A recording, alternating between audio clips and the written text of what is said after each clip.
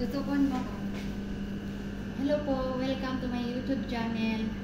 Ako po si Rema Domingo or tinatawag na Inday Rema Mix Vlog. Good morning po sa inyong lahat. Yung hindi pa po nakakilala sa akin, sana i-like, subscribe niyo po. And don't forget to push the notification bell para lagi kayong updated sa aking video. Ngayon po, ang lulutuin ko ay saluna, laham saluna. Ito po yung mga ingredients ko. Ito yung laham yung karne ng karo. Tapos nag-cut po ako ng gulay, may carrots, talong, sili na mahaba, patatas. At saka lalagyan ko po ng ng bamya. Tapos nag-cut po ako ng sibuyas, bawang, panggisa ko po 'yan. May mga spices po tayo dito. Yung curcum or turmeric, yung laham, masala na sinasabi nila, garlic powder, ginger powder, at saka curry powder. And then, lagyan po natin ng lemon. Lemon na ito. Tapos, paminta, bay leaf, at saka ito, hilba. Hindi ko alam ang English. At saka po kamatis. Igisa po natin ito. So, ngayon po, mag-start na po tayo mag-gisa. Ipaharap ko. Ngayon. Pag mag-ano ka ganyan, para malaki yung mo, yung... Paano? Iganon mo, ganyan. Ganyan na lang Ngayon po, mag-start na po tayo mag-gisa. Video mo ako sana. Oh. Ngayon po, unahin ko ang sibuyas. Dito mo itutok.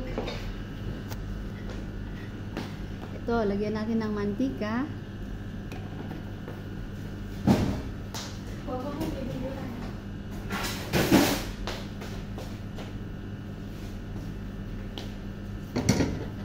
Painitin po natin tong mantika.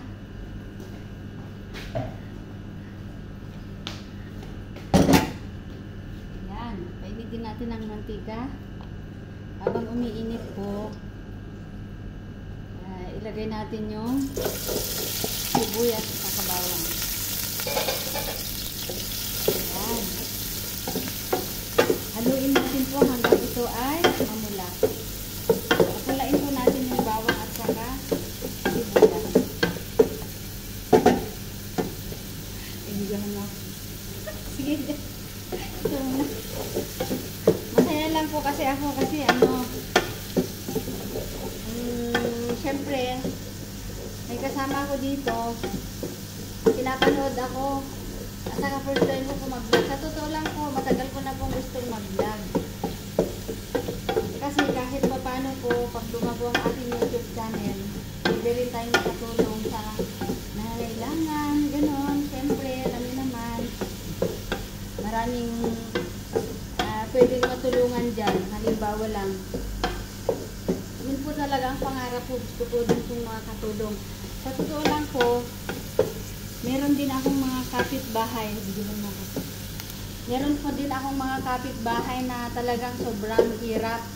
Lagi po sila sa bahay. Pag may pagkain sa bahay po, pinapakain ko po sila kasi bihira sila makatikim ng ganung pagkain. Tapos, kung ano-ano na lang kung pinapagawa ko sa bahay kasi hindi naman ako mahirap lang, kaso lang gusto ko lang makatikim lang din sila. Tapos gusto ko lang magkaroon din sila ng pagkain kasi nagsasabi sila, oh wala pa kami isasaing ngayon. Kaya po naawa ko sa kanila kung ano yung paggawa ko sa kanila. Yun, bibigay ko ng bigas, ganun po. Kaya gusto ko rin mag charity vlogger sana. Pero sana po i-subscribe niyo po ako para pag lumago ang aking channel, at least makatulong po tayo sa ibang tao. Ito po. Pag namula na po ito, ilagay natin yung laham muna. Karne. Pero hindi pa naman namula masyado. Ilagay po natin ito.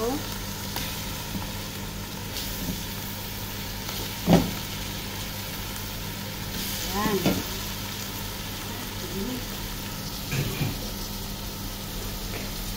Yan. Tapos, haluin.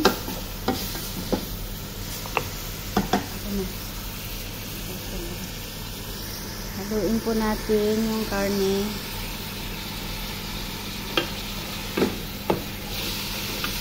Hanggang ito ay medyo mamula-mula.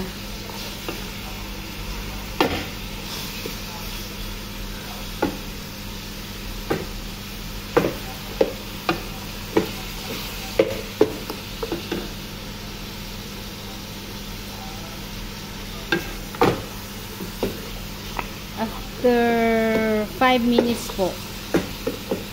5 minutes, tapos ilagay natin ito. Mga spices. Ayan. At saka ito, bay leaves, lemon.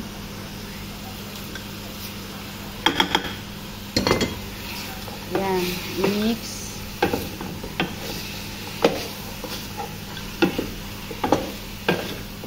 Mix po natin.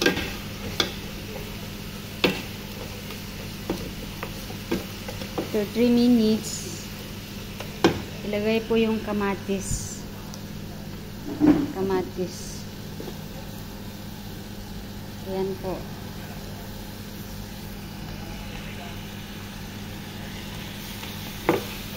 Ayan, hanggang matunaw po yung kamatis.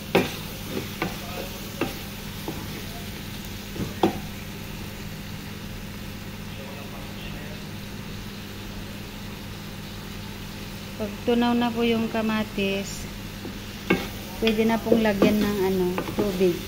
Pero wag po munang lalagyan ng asin para hindi tumigas po yung lahan. Kailangan matunaw muna yung kamatis, tapos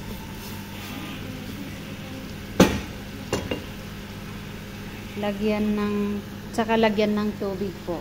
Ayan, takpan po natin muna. Takpan po muna natin.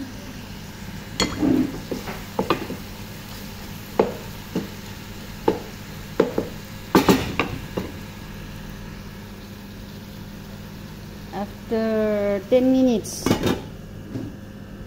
saka po lagyan ng tubig.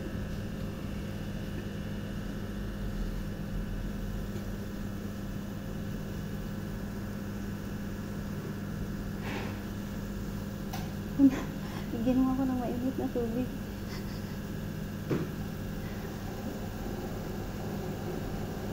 Ayan po, habang nagpapakulo ng tubig na mainit, yung napakuluan na po ilalagay para madaling kumulo.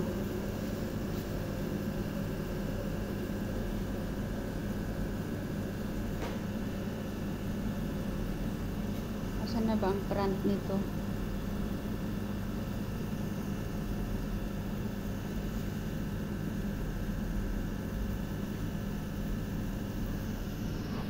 Ganyan guys, magpakulo po ako ng tubig. Dapat may stick ako.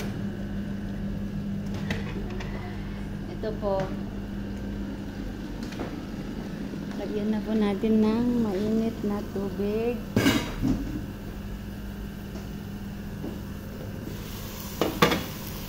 Ayan, wow, bango.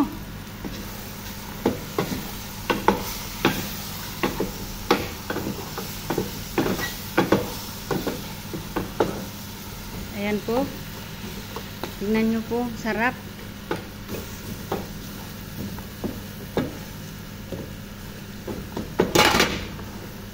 Tunawin po yung kamatis. Tunaw na ba?